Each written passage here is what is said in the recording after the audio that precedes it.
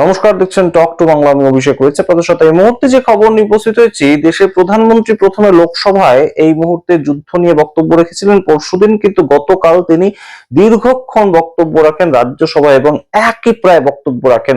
আরো গুরুতর ভাবে তিনি পেনিট্রেট করতে চান এই মুহূর্তে যে কতটা গুরুতর সমস্যা দেশের সামনে দাঁড়িয়ে আছে, অর্থাৎ মৌসম বিগড় চুকা হ্যায়। এবং সেই মুহূর্তে দাঁড়িয়ে দেশের প্রধানমন্ত্রী বলার পর বিরোধীরা তো তার উপর কিছু প্রশ্ন তুলবেন, কিন্তু সেই সময় প্রোটোকল দেখিয়ে প্রশ্নই তুলতে দেওয়া হয়নি বিরোধীদের। আপনারা বোঝার চেষ্টা করুন যে সংসদে দেশের প্রধানমন্ত্রী একটা বিষয়ের উপর বক্তব্য রাখছেন, তার উপর বিরোধীদের প্রশ্ন করার কোনো অধিকার নেই।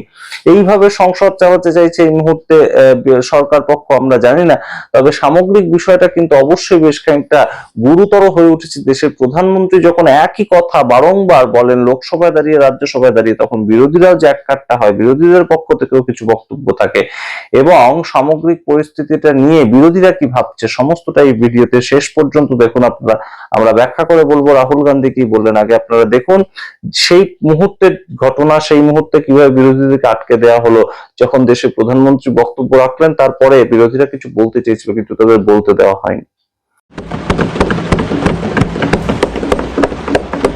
Message from Lok Sabha Secretary General. Sir, with your kind permission, I rise to report that the Lok Sabha, at its sitting held on the 23rd of March 2026, adopted the following motion No, in regard after to the statement,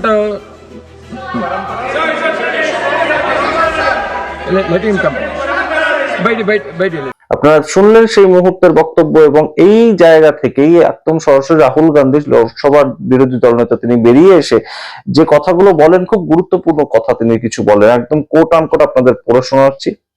তিনি বলেন দেশের বিদেশ নীতি আজ compromised হয়ে গেছে, কারণ প্রধানমন্ত্রী নরেন্দ্র মোদী নিজেই কম্প্রোমাইজড।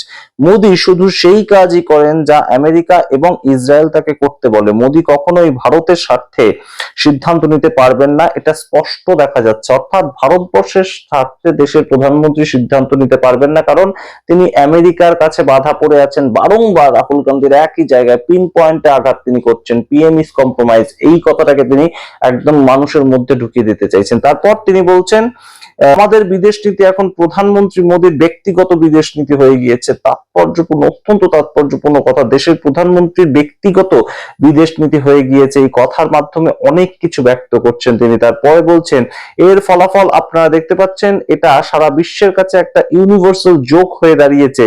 সবাই এটাকে ইউনিভার্সাল জোক বলে মনে করে। ডোনাল্ড ট্রাম্প জানেন ঠিক কি করতে পারেন মোদী আর কি পারেন না।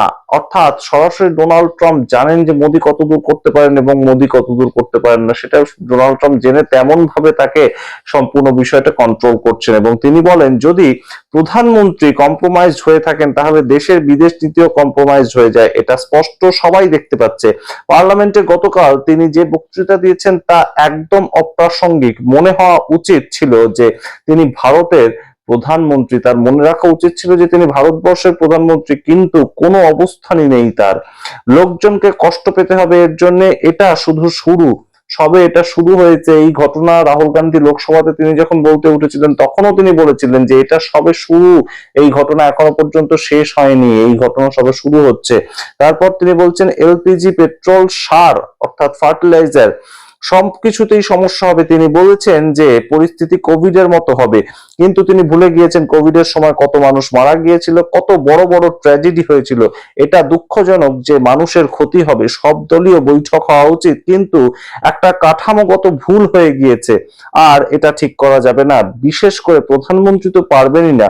আমি আপনাদের লিখে দিতে পারি প্রধানমন্ত্রী মোদী যা বলবে আমেরিকা আর ইসরায়েল তাই করবেন। অর্থাৎ আমেরিকা এবং ইসরায়েলের সঙ্গে সম্পূর্ণভাবে যে সম্পৃক্ত থেকে এই মুহূর্তে দেশের প্রধানমন্ত্রী কাজ করছেন, সেটা কোথাও গিয়ে কিন্তু রাহুল গান্ধী ইন্ডিকেট করছেন বারংবার তার কথার মাধ্যমে। তারপর তিনি শেষ করছেন তিনি ভারতের স্বার্থে বা কৃষকদের স্বার্থে কাজ করবেন না, তিনি যা আমেরিকা এবং ইসরায়েল বলবে তাই করবেন, অর্থাৎ আমেরিকা এবং ইসরায়েলের কথা অনুযায়ী দেশের প্রধানমন্ত্রী কাজ করছেন, তিনি ভারতবর্ষের গরিব মানুষের স্বার্থে কাজ করবেন না।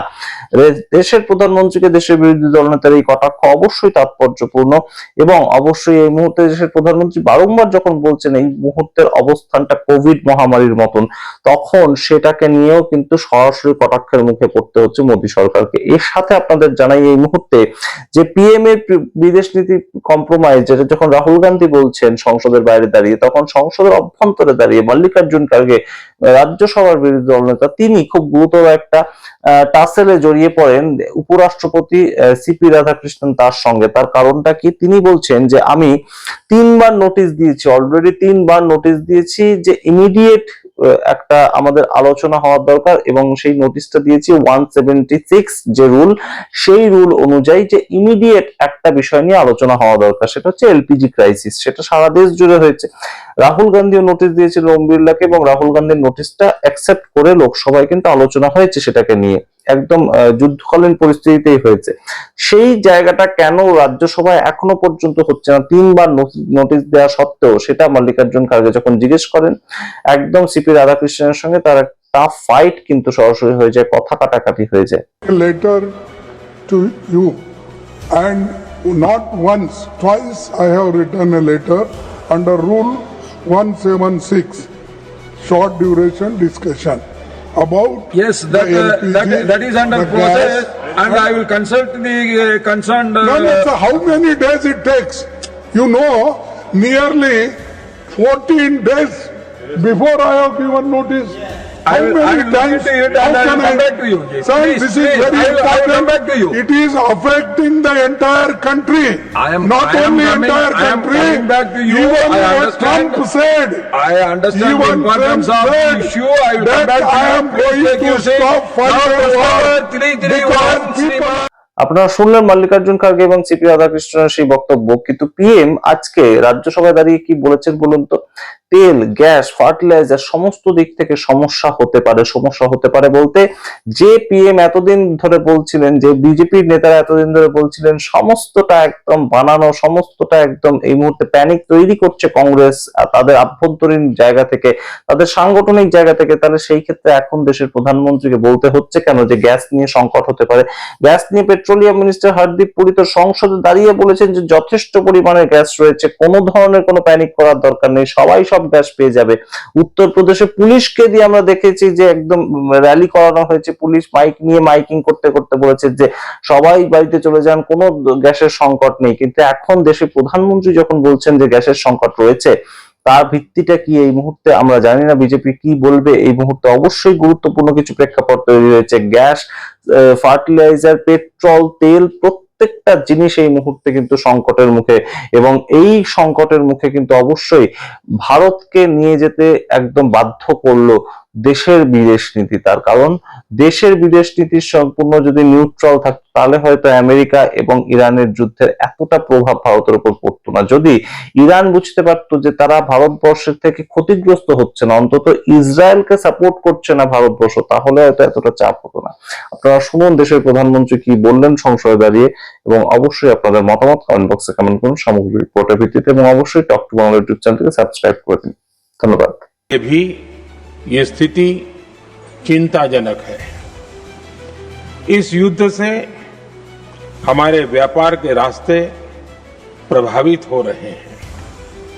इससे पेट्रोल, डीजल, गैस और फर्टिलाइजर जैसे जरूरी सामान की रूटीन सप्लाई प्रभावित हो रही है। गल्फ देशों में करीब 1 करोड़ भारतीय रहते हैं, वहां काम करते हैं।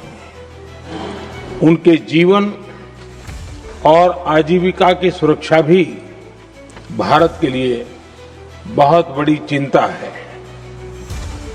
होर्मुज स्ट्रेट में दुनिया के अनेक जहाज फंसे हैं, उनमें बहुत बड़ी संख्या में भारतीय क्रू मेंबर्स हैं। ये भी भारत के लिए एक बड़ी चिंता का विषय है। ऐसी विकट परिस्थिति में आवश्यक है कि भारत की संसद के इस उच्च सदन से शांति और संवाद की एकजुट आवाज पूरे विश्व में जाए।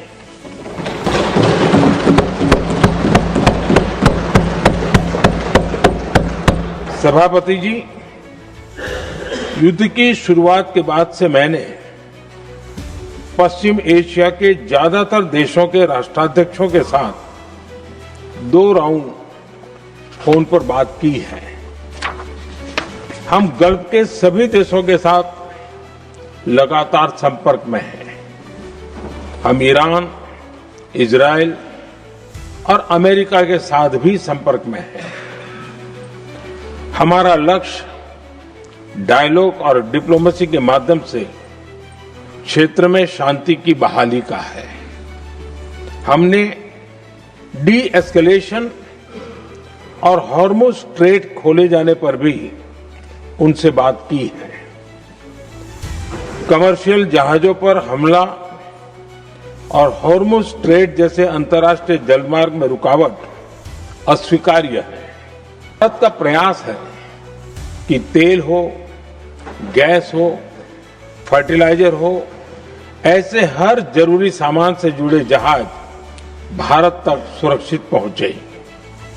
लेकिन इस युद्ध से बनी वैश्विक परिस्थितियां अगर लंबे समय तक बनी रहती है तो गंभीर दुष्परिणाम तय है।